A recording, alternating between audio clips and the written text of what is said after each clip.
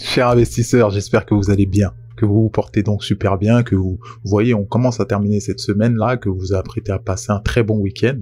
Et ben, on va constater également que pour ce qui est du Bitcoin, ça ressemble à pas mal de semaines qu'on a déjà connues. C'est-à-dire que là, on est sur des bas de marché, oui, mais on a connu ça pour ensuite venir clôturer au-dessus des 33 000, 34 000. Donc, est-ce que ça va encore être le cas cette semaine? On va voir. En tout cas, on sent très bien que là, c'est le Sud qui nous appelle, hein. Il est vrai, il faut le dire. Après, qu'en est-il au niveau de Fibonacci? Où est-ce qu'on se situe? Clairement, vous verrez qu'on est sur des bas de marché. On peut tout simplement voir, prendre le plus haut, le plus bas. Très bien, on voit qu'on se rapproche des 0% de Fibo, d'accord? Au niveau même des 31 500, on n'en est pas loin.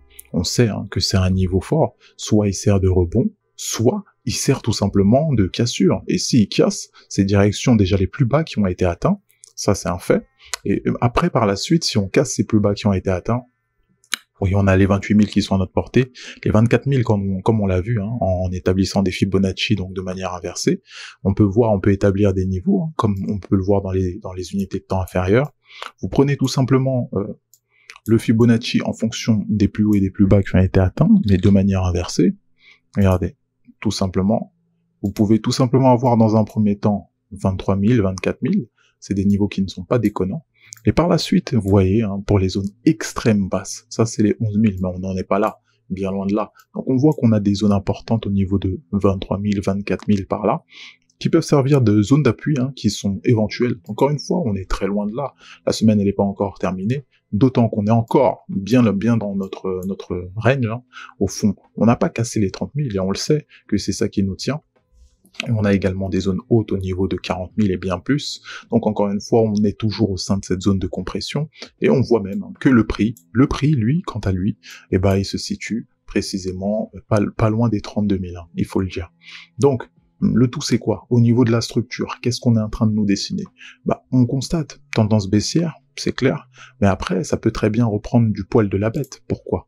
On est en unité de temps 4 heures, on pourrait très bien créer un double bottom, c'est clair, même si la structure n'est pas parfaite, mais c'est des choses qui sont tout à fait envisageables. La condition, bien sûr, que les acheteurs s'imposent davantage, et ce dès maintenant.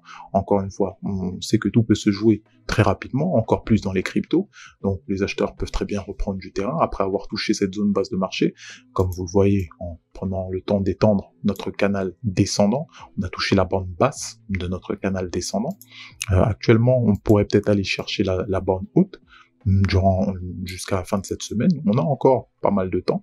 Ça peut être tout à fait envisageable. Si on devait définir des targets haussières, on le voit assez bien. C'est le sommet précédent qui a été créé. Donc, on parle des 33 000. Ça, c'est des targets qui ne sont pas déconnantes non plus. Si on a des targets basses, on va tout d'abord s'attabler sur les plus bas qui ont été créés parce qu'on a fait un léger excès, on va prendre le temps de zoomer davantage. On a fait un léger excès au niveau de 31 000 par là. Donc, ça a été précis, pour le coup, c'est la zone psychologique qu'on est allé chercher. Mais comme vous en apercevez, on a clôturé précisément sur ces 31 500. Effectivement, encore une fois, la précision des niveaux. On a ouvert aussi, naturellement, au niveau de ces prix-là, 31 500. Actuellement, comme vous voyez, on le répète, on n'est pas loin de 32 000. On voit de manière plus précise également où est-ce que se situe la force des intervenants à l'instant T. Une petite inversion de tendance, un très beau rebond suite à la touchette des 31 000. Donc très beau rebond en cours. Est-ce que la tendance haussière va continuer? Encore une fois, c'est beau à voir, c'est beau comme interprétation, mais il suffirait dans un premier temps qu'on invalide tout d'abord les sommets qui ont été créés précédemment. Donc ça sous-entendrait la cassure de notre target haussière qu'on a défini précédemment. L'Ethereum, qu'est-ce qu'il nous raconte de beau, lui? Tout juste sur les niveaux des 1950. Psychologique, on est autour de là.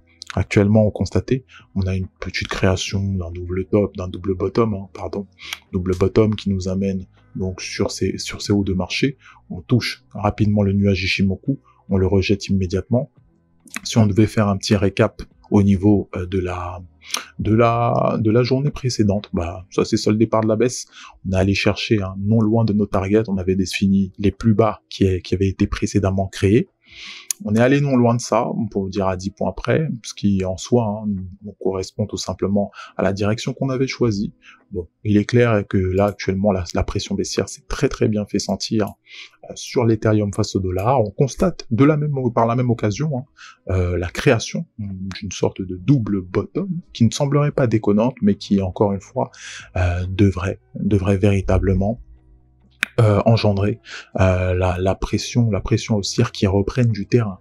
Parce que sans ça, ça pourra pas être possible. Je pense que ça mérite pas forcément de dessin. Mais encore une fois, regardez que là, on pourrait très bien faire un double bottom, mais aussi on pourrait très bien continuer la création de cette tendance baissière. Parce que oui, encore une fois, ça correspond à une tendance baissière dans laquelle on est. D'accord? Donc pour invalider cette tendance baissière, il faut tout simplement qu'on clôture au-dessus du dernier sommet qui a été créé. Donc on parle là au-dessus des 2000. Et encore une fois, la journée d'hier, elle a été baissière, d'accord? Et encore une fois, elle a été plus baissière que la journée précédente en termes de clôture, d'accord? En termes de clôture, ce qui est important. Donc là actuellement, oui, on semble être haussier, mais est-ce qu'on va clôturer au-dessus de la journée précédente? Donc c'est ça l'objectif. Si on devait définir des targets haussières, les 2000 ne sont pas déconnants, d'accord? Et si on s'établit au-dessus des 2000, déjà ça serait pas mal. Donc, si on devait définir des targets basses, on a les targets basses les plus bas de la journée d'hier, qui sont pas déconnants, et même les plus bas de la journée précédente, de la journée d'avant-hier, d'accord? Ça semble pas déconnant. Notre semaine, à quoi elle ressemble sur l'Ethereum face au dollar?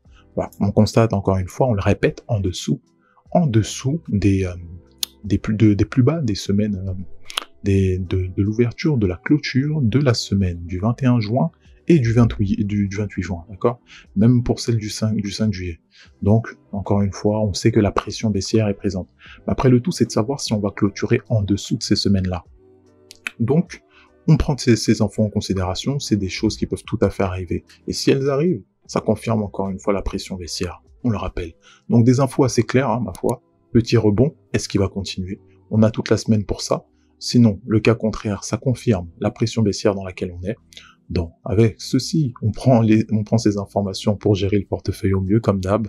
Prenez soin de vous, de votre portefeuille, et quant à nous, n'oubliez pas, on se retrouve à la prochaine.